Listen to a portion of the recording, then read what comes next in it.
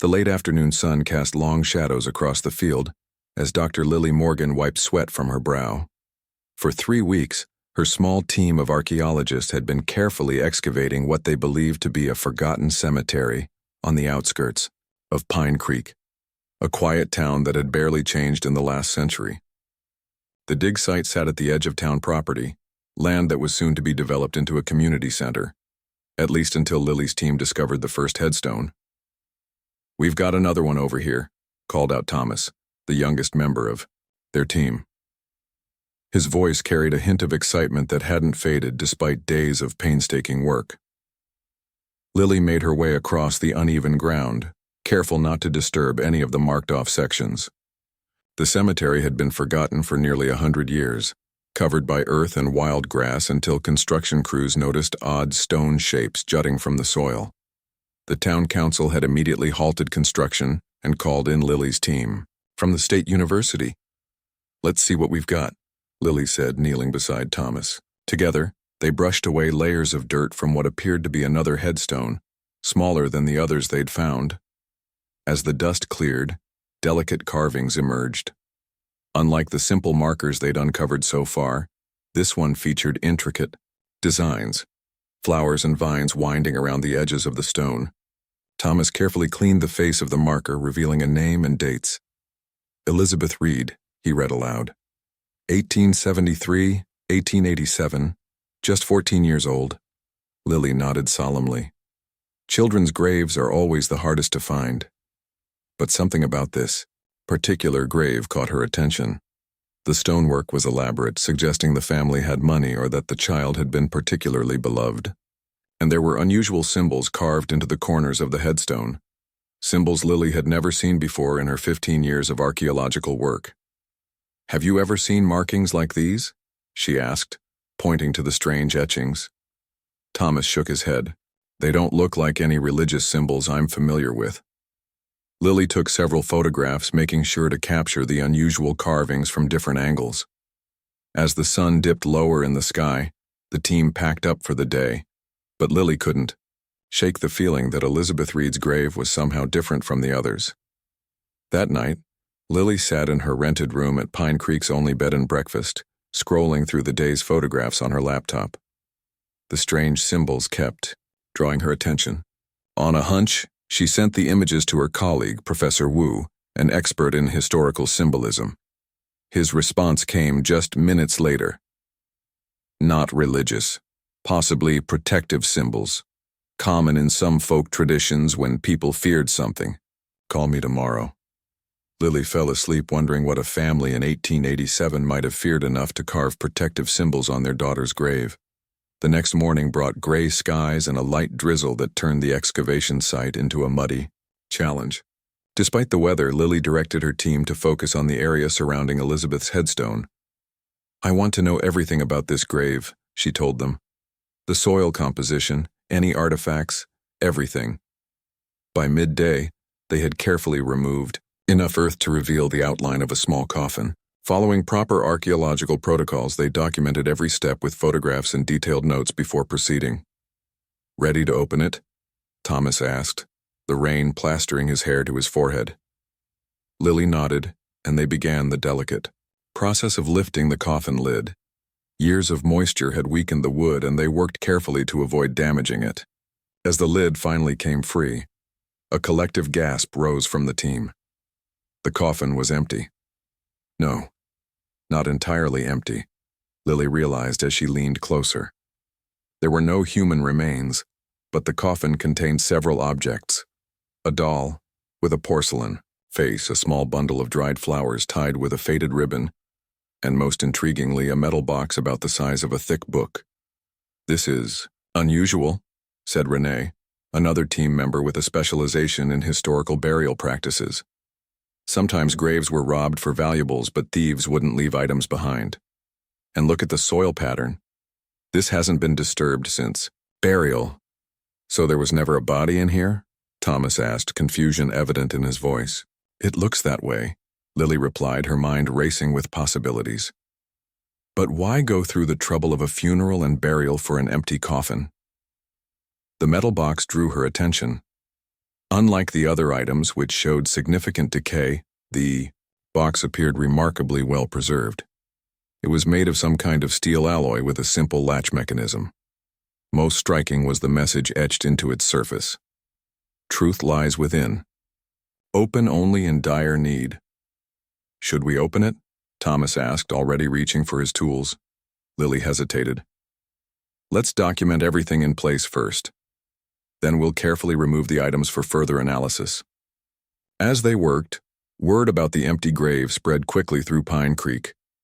By mid-afternoon, a small crowd of curious onlookers had gathered at the edge of the site, held back by the yellow caution tape that marked the excavation boundary.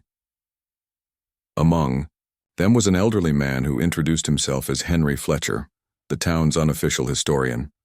After watching the proceedings for nearly an hour, he finally called out to Lily. "That's her grave, isn't it? Elizabeth Reed's?" Lily approached the tape, intrigued. "Yes, it is. Did you know about this cemetery?" Henry nodded, his weathered face solemn beneath his rain hat. "My grandmother used to tell stories about it. Said there were secrets buried here, best left undisturbed." "What kind of secrets?" Lily asked. "The kind that change how you see a place," he replied cryptically. "Elizabeth Reed wasn't just any girl. There's a reason folks wanted to forget this cemetery existed." Before Lily could press for more details, Henry turned and walked away, leaning heavily on his cane. She watched him go, feeling a chill that had nothing to do with the rain. Back at the grave, the team had carefully removed the items from the coffin and placed them in preservation containers. The metal box sat on a folding table under a portable canopy, water beating on its surface. "What do you think is inside?" Renee asked, staring at the box. "Only one way to find out," Lily replied. With gloved hands, she examined the latch mechanism. It wasn't locked, merely closed. After photographing it from every angle, she carefully lifted the latch and opened the lid. Inside lay a collection of papers, letters, newspaper clippings, and what appeared to be journal pages, all remarkably preserved thanks to the airtight seal of the box. On top was an envelope with a single word written in flowing script: truth. Lily's hands trembled slightly as she opened the envelope and pulled out a photograph. It showed a family, a stern-looking man, a woman with kind eyes, and between them, a young girl with a solemn expression. Written on the back were 3 words: "Remember my face." "Is that her? Elizabeth?" Thomas asked, peering over Lily's shoulder. "I think so," Lily murmured. She set the photograph aside and began carefully examining the other contents of the box. The newspaper clippings told of a tuberculosis outbreak in 1887 that had claimed several lives in Pine Creek, including that of young Elizabeth Reed. One article mentioned how her father, a prominent local businessman, was devastated by the loss. But it was the journal pages that truly captured Lily's attention. Written in a neat feminine hand, they appeared to be entries from Elizabeth's mother's diary. Lily read aloud from the first page.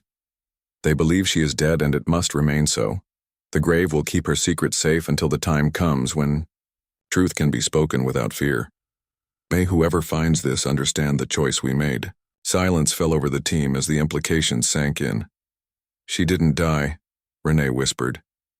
"They faked her death." "But why?" Thomas wondered. "What would make a family go to such lengths?"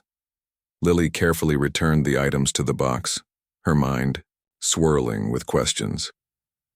"I don't know, but I intend to find out." As they packed up for the day, Lily noticed Henry Fletcher watching from a distance, standing under an old oak tree. When their eyes met, he gave her a knowing nod before turning and disappearing down the rain-slicked street. That night, Lily couldn't sleep. She sat by the window of her room, watching raindrops trace patterns on the glass as she thought about Elizabeth Reed, a girl who had supposedly died but whose body was never in her grave. What had happened in this quiet town over 100 years ago that required such an elaborate deception? Tomorrow she would begin piecing together the real story. Whatever secrets lay buried in Pine Creek, Lily was determined to unearth them, all, no matter how shocking the truth might be. Morning light filtered through the lace curtains of Lily's room at the bed and breakfast. She had barely slept, her mind too busy turning over the mystery of Elizabeth Reed's empty grave. The journal entries she'd found suggested something that seemed impossible. A family had staged their daughter's death and burial. But why? What could drive parents to such extremes? After a quick breakfast, Lily headed to the local library.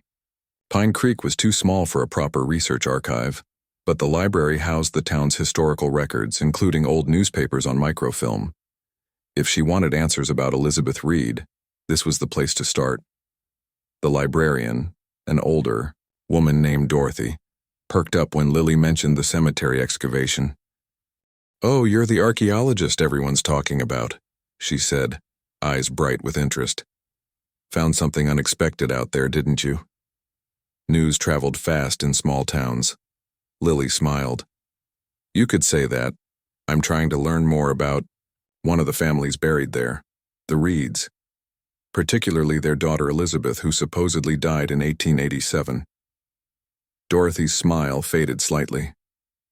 "The Reeds. Now there's a name I haven't heard in years." She lowered her voice. "My grandmother used to tell stories about them.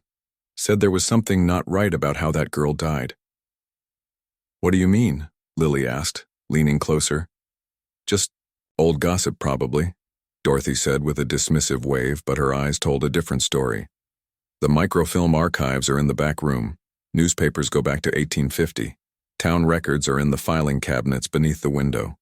Lily spent hours scrolling through old newspapers, carefully documenting anything related to the Reed family. She discovered that Joseph Reed had been a prominent businessman who owned the largest general store in town. His wife, Clara, was known for her charity work with the local church. They had one daughter, Elizabeth. The tuberculosis outbreak that supposedly claimed Elizabeth's life had indeed swept through Pine Creek in the winter of 1887, killing 12 people. The newspaper carried a brief obituary for Elizabeth, mentioning her sweet disposition and tragic early demise. But unlike the detailed accounts of other funerals, Elizabeth's was mentioned only in passing. More interesting was what Lily found in the town council minutes from that period. Joseph Reed had served on the council until shortly after his daughter's death. Then abruptly, he resigned his position and sold his store. Within 3 months, the entire family had left Pine Creek, supposedly to seek comfort with relatives back east. Lily was so absorbed in her research that she jumped when someone tapped her shoulder. She turned to find Henry Fletcher, the old man from the excavation site, standing behind her. "Finding what you're looking for?" he asked, his voice gruff but not unfriendly. "Some pieces," Lily admitted. "But the puzzle is far from complete." Henry lowered himself into the chair beside her with a grunt.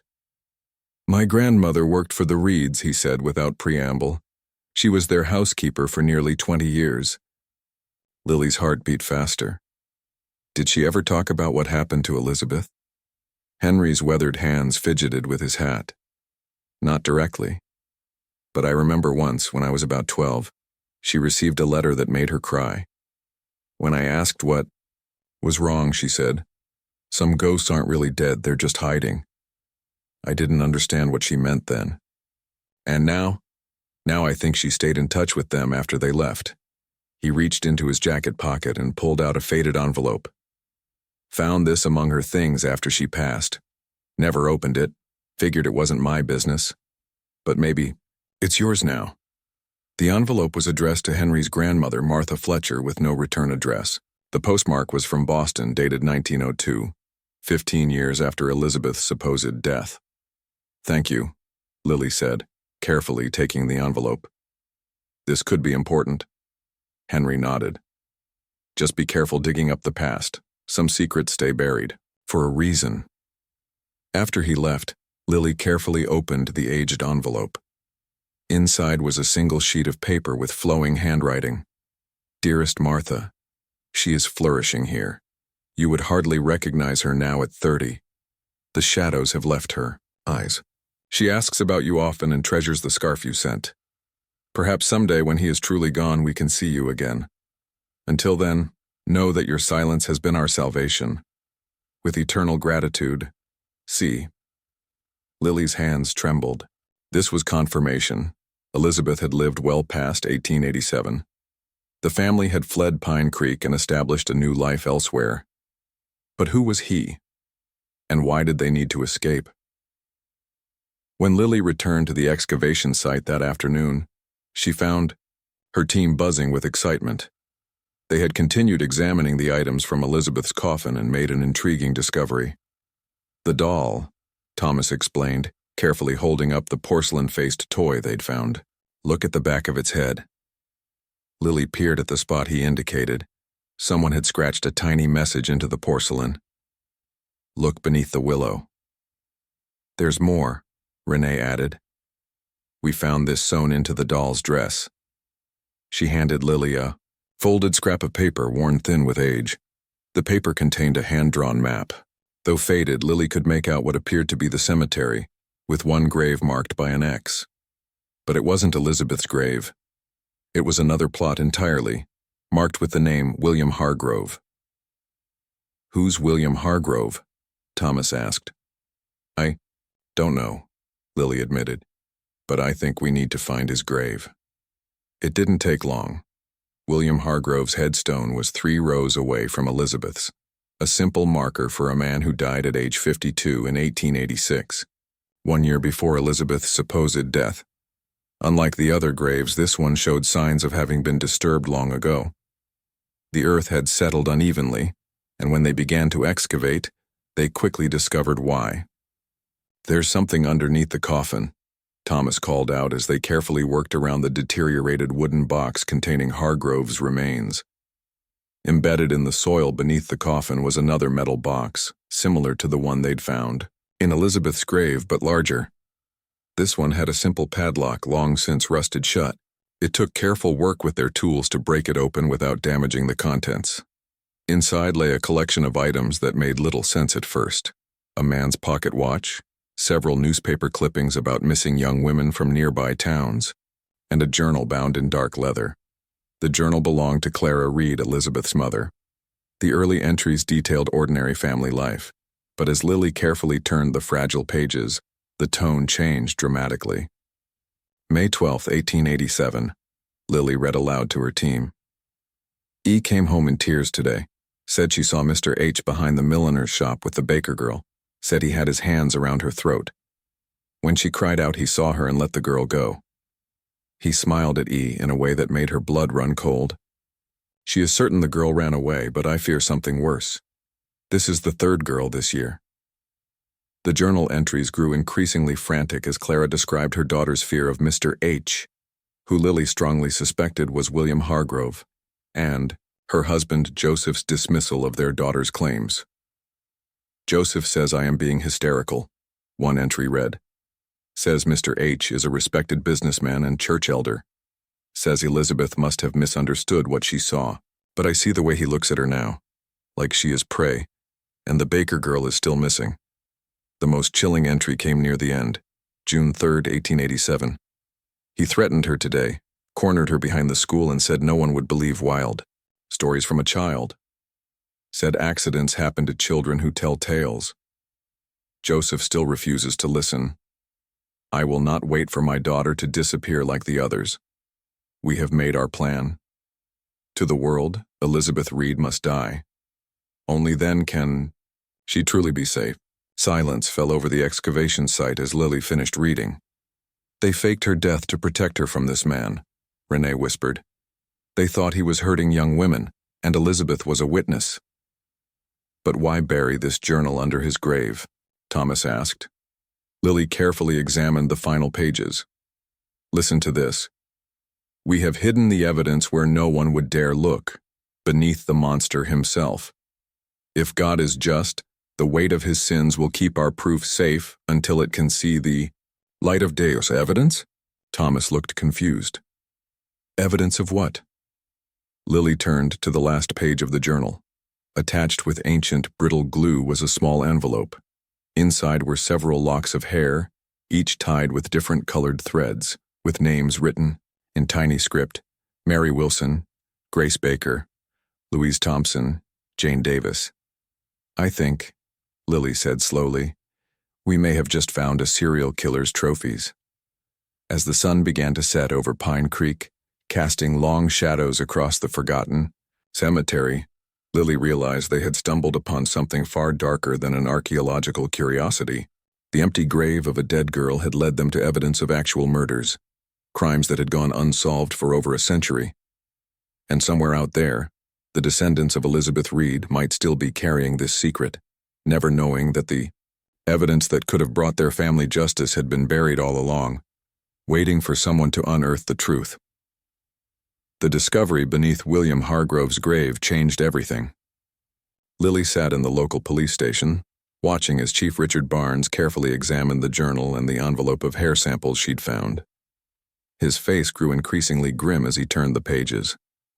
You understand what you're suggesting, Dr. Morgan? He asked finally, looking up at her with troubled eyes. You're saying one of our town's historical figures was a murderer and these, he gestured to the locks of hair, are trophies from his victims. I know how it sounds, Lily admitted. But the journal entries are quite clear. Elizabeth Reed witnessed Hargrove attacking a young woman. She became afraid for her life and her parents faked her death to protect her. Chief Barnes sighed heavily. Hargrove is still something of a local hero. There's a plaque commemorating his contributions to the town and the park. His descendants are prominent citizens. The truth doesn't care about plaques, Lily said quietly. The chief nodded reluctantly. I'll contact the State Bureau. These cases are well beyond the statute of limitations, but if we can identify these women through DNA testing, their families deserve to know what happened. He carefully placed the evidence in an evidence bag. It might take time. I understand, Lily said. In the meantime, I'd like to continue my investigation into what happened to Elizabeth Reed after she left Pine Creek. Back at her room, Lily spread out everything she had learned. The letter to Martha Fletcher confirmed that Elizabeth had reached adulthood and was living in Boston as of 1902. The journal from the grave explained why the family had fled. But Lily sensed there was more to the story. She called Professor Wu, who had been analyzing the symbols from Elizabeth's headstone. They're fascinating, he told her over the phone. Definitely protective in nature, but with an unusual twist. These particular symbols were sometimes used by members of the Underground Railroad and later by various women's protection societies. They're markers, Dr. Morgan. Signs to those who knew what to look for. Signs of what? Safe passage. Protection. A signal that help could be found here. There was excitement in his voice. I believe the Reed family may have been part of an early network helping women escape dangerous situations. This information sent Lily in a new direction. The next morning, she visited the town's historical society, housed in a Victorian building that had once been a prominent family's home. The curator, a passionate local history buff named Gloria, was initially reluctant to discuss anything that might tarnish William Hargrove's reputation. He was a benefactor of this very institution, she said stiffly. I understand, Lily replied, but I'm more interested in the Reed family now, particularly what became of them after they left Pine Creek. Gloria's expression softened slightly. The Reeds. Now that's a name I haven't heard in some time. She disappeared into a back room and returned with a dusty folder. This might interest you. It was donated by a woman passing through town about 20 years ago.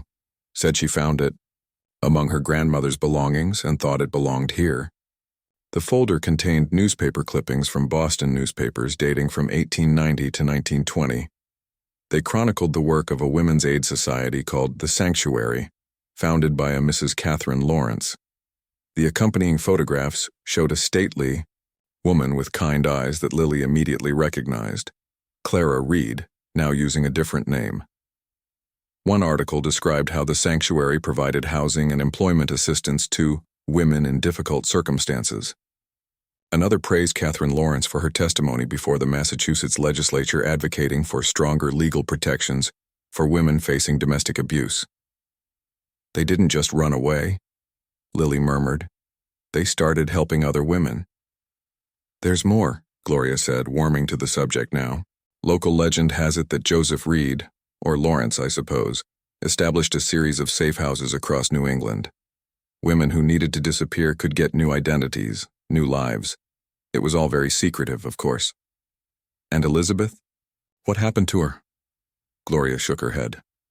The records don't say, though there is mention of a Miss Lawrence who served as the organization's secretary for many years. That afternoon, Lily shared her discoveries with her archaeological team. They had continued working at the cemetery, cataloging and preserving the remaining graves. Thomas had been researching the other names from the locks of hair. I found death notices for 2 of them, he said. Mary Wilson and Jane Davis were both listed as having gone to live with relatives after disappearing. No actual death records, though. Classic cover for missing young women in that era, Renee added. Family would say they went to stay with an aunt to avoid scandal. And the other 2? Lily asked. Nothing. They simply vanished from the records.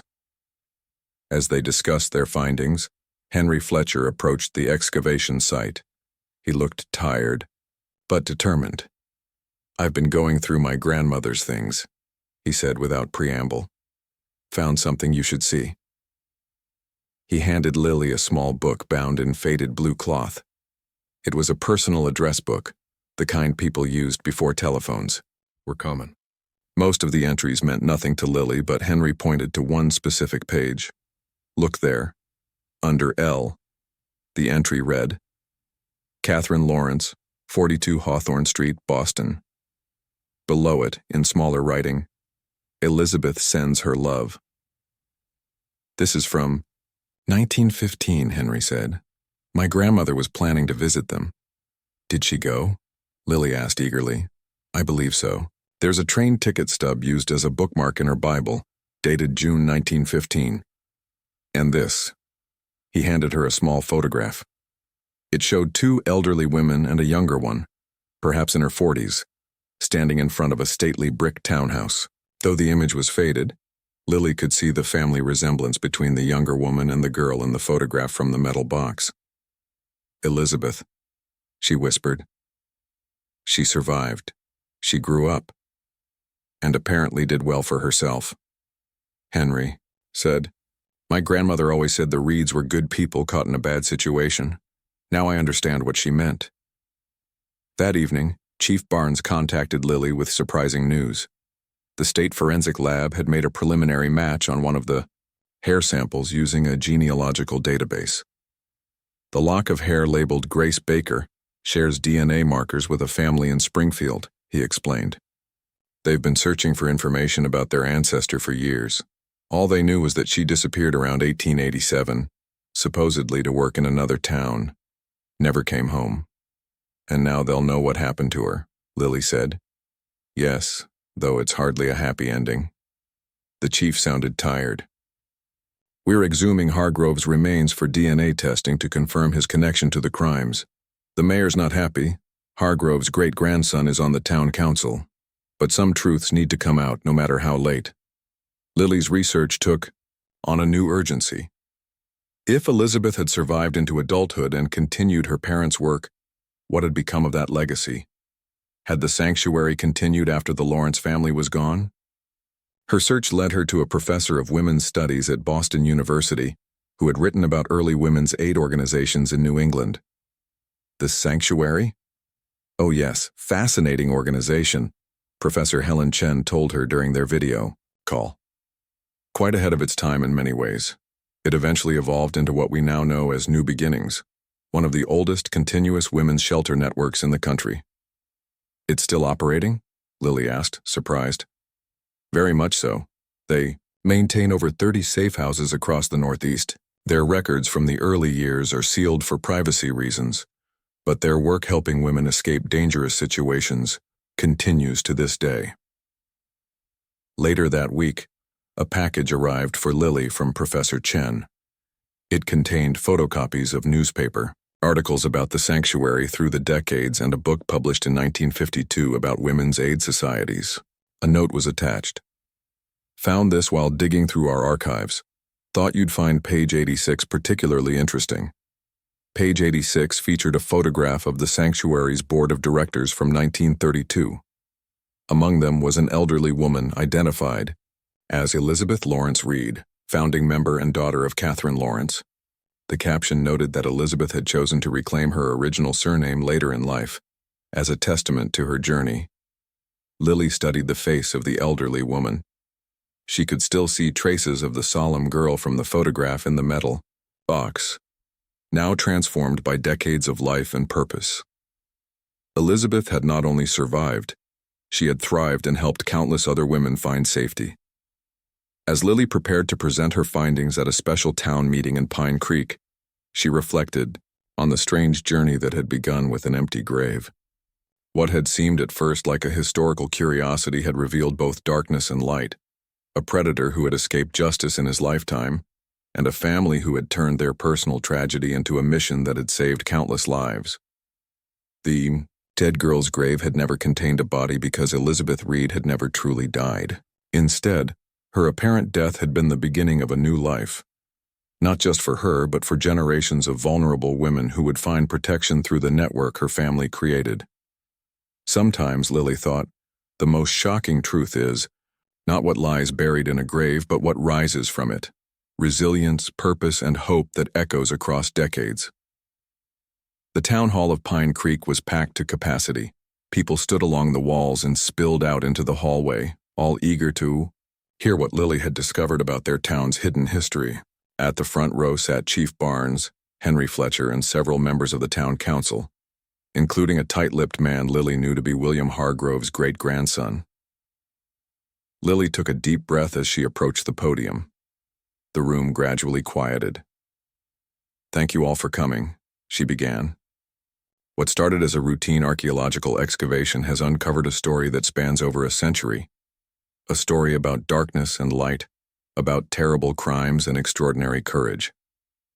Using a projector, she showed them the empty grave, the metal box, and the journal entries. She explained how Elizabeth Reed had witnessed William Hargrove attacking a young woman, how her parents had faked her death to protect her when no one would believe her claims about a respected town elder. Murmurs rippled through the crowd. Some faces showed shock, others disbelief. Hargrove's great-grandson stared stonily ahead. "I understand this is difficult to hear," Lily acknowledged, "but there's more to this story than just the crimes of one man. There's also the remarkable journey of the Reed family and what they built after leaving Pine Creek." She showed them the newspaper clippings about the sanctuary in Boston, the photographs of Clara Reed, now Catherine Lawrence, testifying before the Massachusetts legislature, and finally the image of Elizabeth as an elderly woman, having reclaimed her original surname. When the Reed family left Pine Creek, they didn't just run away from danger, Lily explained. They ran toward a purpose. They created a network that helped countless women escape dangerous situations, a legacy that continues to this day through an organization called New Beginnings. As she concluded her presentation, the room remained silent for a long moment. Then, slowly, people began to talk all at once. Some approached Hargrove's great-grandson, who sat rigid in his chair. Others clustered around Henry Fletcher, asking questions about his grandmother's connection to the Reeds. Chief Barnes stepped up to the podium alongside Lily. "We've confirmed through DNA testing that the hair samples found beneath William Hargrove's grave belonged to missing women from this region," he announced. "While we cannot prosecute crimes from so long ago, we can acknowledge the truth and provide closure to the descendants of these victims." After the meeting, as people slowly filtered out of the town hall, a woman approached Lily. She was in her 60s, elegantly dressed, with intelligent eyes that studied Lily carefully. "Dr. Morgan? I'm Victoria Preston," she introduced herself. "I understand you've been researching my family." Lily's heart skipped a beat. "Preston? Are you related to the Reeds?" Victoria nodded. "Elizabeth Reed was my great-grandmother. The family name changed several times over the years, first to Lawrence, then to Preston when my grandmother married."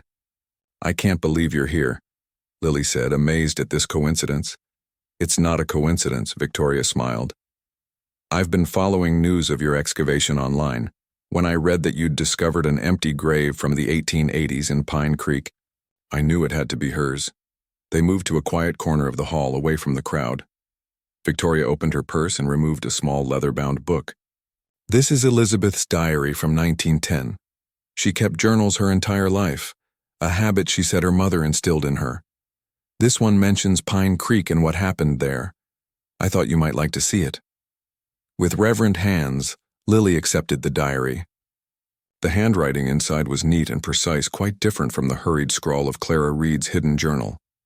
My mother rarely spoke of Pine Creek. One entry read, "The memories were too painful, but today, as we helped young Katie escape, her brutal husband, I found myself thinking of that other girl, the one whose name I never knew, the one I saw behind the milliner's shop so many years ago, the one whose face haunted my nightmares until we left that place behind. I wonder if she found peace. I wonder if anyone ever looked for her." Lily looked up from the diary, deeply moved. She never forgot that first girl she saw being attacked.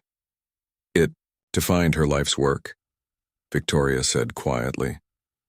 After my great-grandfather Joseph died, Elizabeth took over much of the operation of the sanctuary. She was particularly focused on helping young women who had witnessed violence, girls like she had been. "Would you be willing to share more of her story?" Lily asked. "It's an important piece of history, not just for Pine Creek, but for understanding the early development of women's protection networks." Victoria hesitated. "Our family has kept these stories private for generations. The work required discretion. Many of the women they helped needed to disappear completely. Their former lives, even their names, had to be erased. Just like Elizabeth's was," Lily observed. "Exactly. But perhaps it's time for some of these stories to be told." Victoria took back the diary. "I have boxes of family papers in storage. Letters, photographs, documents spanning decades of the sanctuary's work. I'll need time to go through them, to make sure I'm not exposing details that should remain private." "I understand," Lily assured her. "Take all the time you need." As they talked, Lily noticed Henry Fletcher watching them from across the room. She waved him over and introduced him to Victoria. "Your grandmother was Martha Fletcher?" Victoria asked, her eyes widening. "Elizabeth mentioned her often in her diaries. They wrote to each other for decades." Henry nodded. "My grandmother never talked much about it, but she kept all the letters. I found them after she passed, never knew quite what to make of them until now." The three of them spent hours sharing stories, piecing together the connections between their families across time. Victoria explained how the sanctuary had evolved, from a single safe house in Boston to a network spanning several states. "They developed an entire system," she explained. "Code words, safe routes, trusted contacts who could provide new identification papers. It wasn't unlike the Underground Railroad, except they were helping women escape abuse rather than slavery. And Elizabeth was at the center of it all," Lily marveled. "She was its heart," Victoria agreed. She understood what it meant to be invisible, to exist in plain sight while hiding your true identity. After all, she'd been practicing since she was 14 years old. The next morning, Lily received a call from Professor Wu. He had been continuing his research on the symbols carved into Elizabeth's headstone. "I've found something fascinating," he told her excitedly. "Those same symbols appear on buildings in at least 12 cities across New England, always in specific locations, near train stations, on certain boarding houses, on the cornerstones of women's aid societies. They were marking safe houses," Lily realized, places where women could find help. Exactly. It was a visual language that only those who needed to know would recognize. I believe the Reed family, or the Lawrences as they became known, created one of the first comprehensive systems for helping women escape dangerous situations.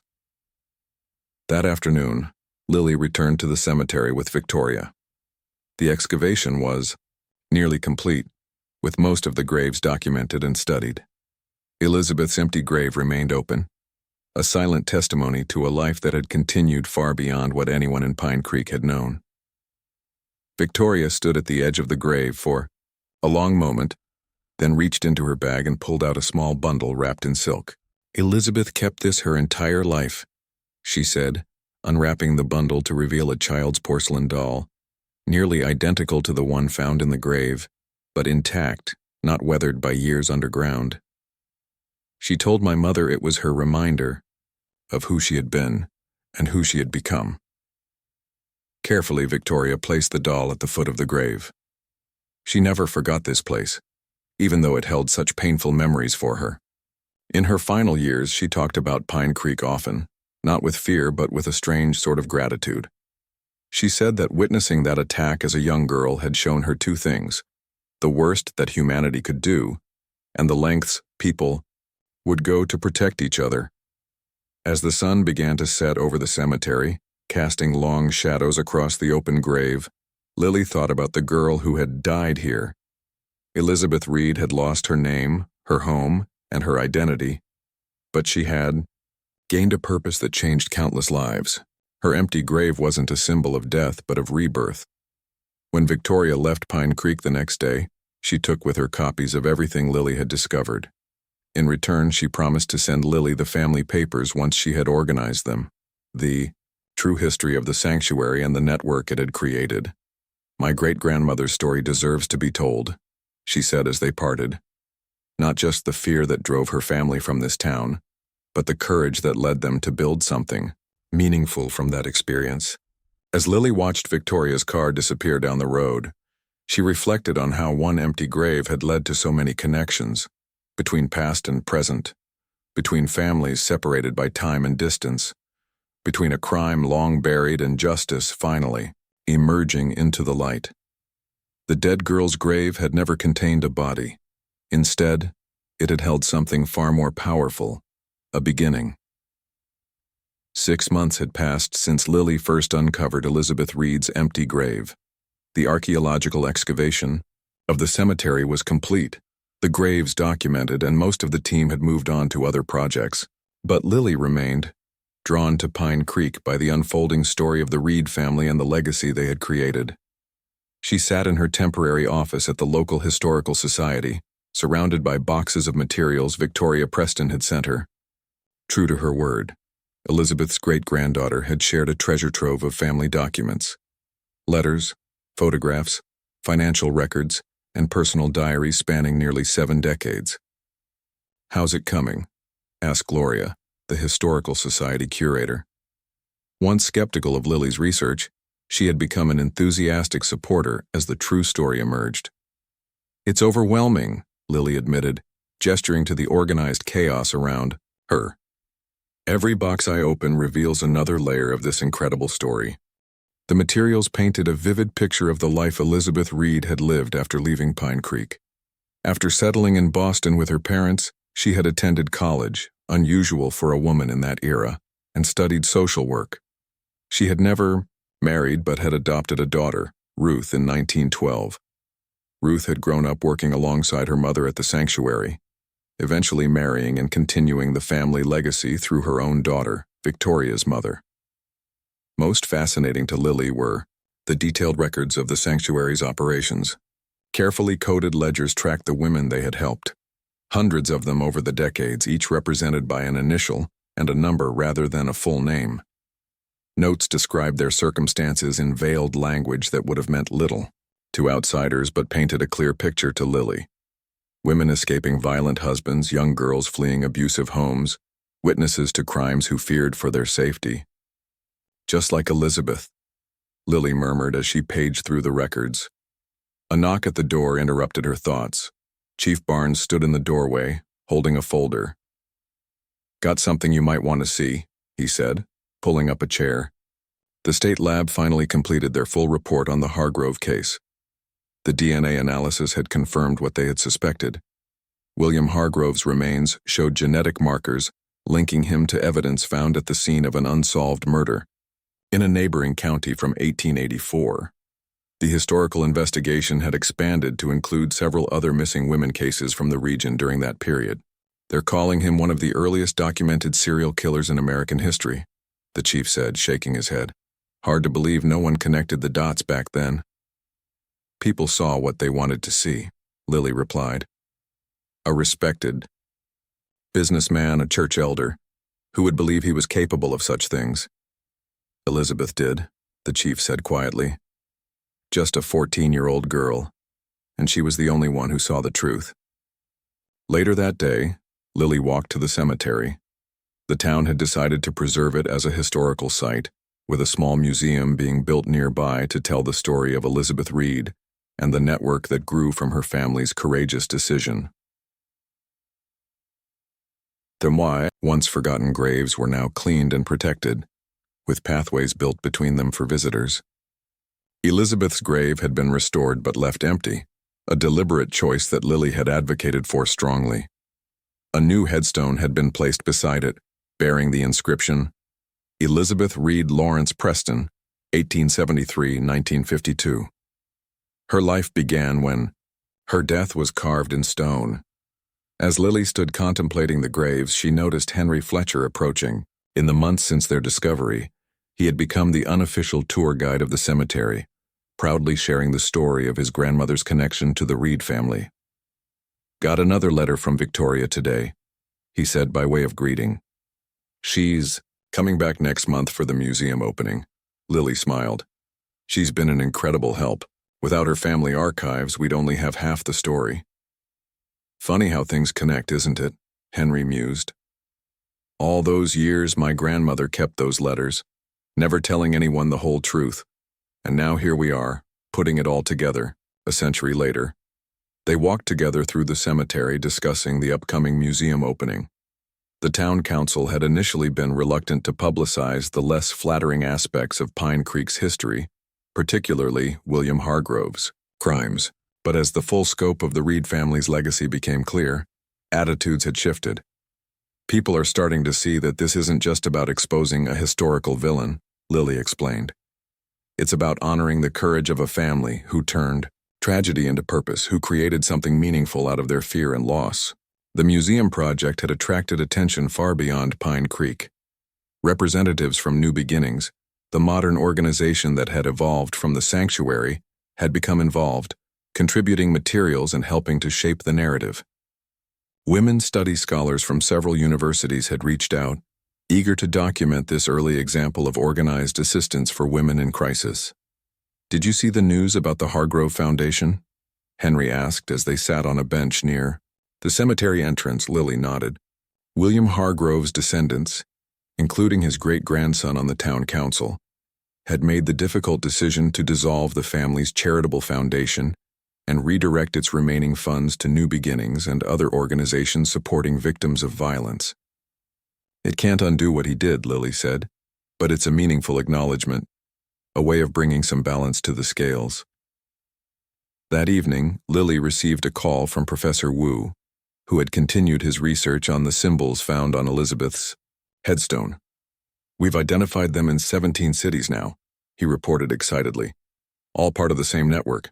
And get this, we found architectural plans for a women's boarding house built in 1905 with the symbols incorporated into the ironwork. Guess who the financial backer was?" "Joseph Reed," Lily guessed, using the original family name. Listed under the name Lawrence, but yes, the Reed family was systematically establishing safe houses throughout New England. It was far more organized than we initially thought.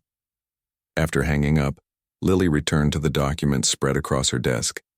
She picked up a photograph she particularly treasured: Elizabeth Reed at about age 30, standing on the steps of the sanctuary in Boston. Her face, no longer that of a frightened girl, showed confidence and purpose. Behind her stood a group of women of various ages, their expressions a mixture of wariness and hope. On the back of the photograph, Elizabeth had written, "Our newest arrivals, spring 1903. May they find their way forward as I have found mine." Lily's research had revealed that Elizabeth had become known for personally working with the most traumatized women who came to the sanctuary, those who, like her, had witnessed violence and lived in fear of retribution. She developed methods to help them rebuild their sense of safety and identity, approaches that were remarkably similar to modern trauma therapy techniques. As Lily prepared the final materials for the museum exhibit, she carefully organized the story she wanted to tell. It would begin with the discovery of the empty grave, then move back in time to Elizabeth's witnessing of Hargrove's attack on a young woman. It would follow the family's difficult decision to fake their daughter's death, their escape to Boston, and the gradual development of their work helping other women in crisis. But most importantly, it would show how Elizabeth had transformed from a victim into a pioneer, how the terrified girl who had to die to escape danger had grown into a woman who helped others find new lives. The museum's centerpiece would be a recreation of Elizabeth's headstone, complete with the secret symbols that had once marked a network of safety across New England. Beside it would stand a wall bearing the initials of hundreds of women who had found refuge through the sanctuary over its decades of operation, women whose stories, like Elizabeth's, had nearly been lost to history. On opening day, as Lily prepared to welcome Victoria Preston and other descendants of women connected to the sanctuary's work, she thought about how differently this story might have ended. If the Reed family had stayed in Pine Creek, if they had tried to accuse a powerful man like William Hargrove without evidence, Elizabeth might have truly filled that grave. Instead, that empty grave had become the beginning of a remarkable journey, not just for Elizabeth, but for hundreds of women who followed the path she helped create. When visitors asked Lily what was the most shocking truth about the dead girl's grave, her answer was always the same. The most shocking truth wasn't what they found in the grave, but what grew from its emptiness. One family's desperate act to save their daughter had blossomed into a movement that saved countless lives, a legacy that continued to ripple outward more than a century later. Elizabeth Reed's grave had never contained her body. Instead, it had held something far more powerful, the seeds of her true life's work that had changed the world in ways no one in Pine Creek could have imagined on that day in 1887, when they lowered an empty coffin into the ground and carved a false ending onto a headstone.